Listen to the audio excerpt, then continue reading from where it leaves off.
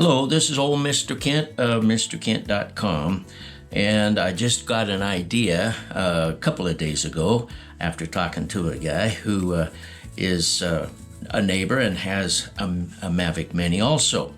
So I went ahead and I ordered these off of Amazon, all right, and let me see if I can find the opening here. Okay, there you go. Let me see here. There we go. All right. They come with 15 and it costs about $10. And I took the green ones and I put some Velcro on them. And by the way, you just push on that, or you can throw a switch and it'll stay on. Okay, so I got 3 of those and put Velcro on them, and that Velcro, turn this upside down, that Velcro goes here, or the light goes here and in the back. So let's put the back one on and I'll show you what it's for, if I can get it together here. Okay, so that has to be there, and then it's gonna flop around, but I've got to put larger squares on there. That's gonna be easy. But anyway, so you want this one here, and then you take, let's see, which one is this? This one goes over on this side, and you can aim it up a little bit. Okay, so it's aimed up a little bit.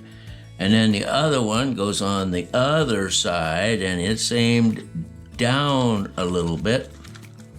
Okay, and what I do is I fly around in the house with the lights off, and I have plenty of light. These things put out a lot of light, and like I said, I got to put some larger pieces on there to keep them square.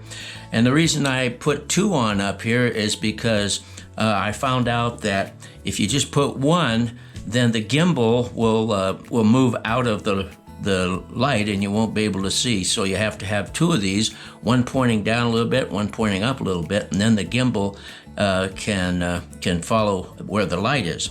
The reason for this one is because, especially in the dark, or like for instance on this table, if I was to pull that away, it's really hard for it to land because there's nothing, it can't find any marks. And this camera here relies on some kind of a reference on down below.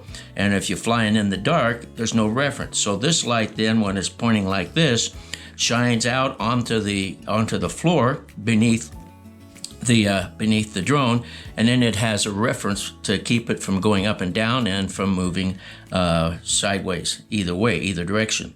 So I flew it in the house and I tested it out, and sure enough, it works. Once again, you have to be kind of careful if you have pets, because you get pet hairs tangled up in the motor shafts. And so I was pretty careful this time. But the only thing, like I said, the only thing I need to do is to make these a little bit larger and make those a little bit larger. And that's just Velcro. You can go to Walmart and get a roll of Velcro, and it'll probably be better than this because this is heavy duty.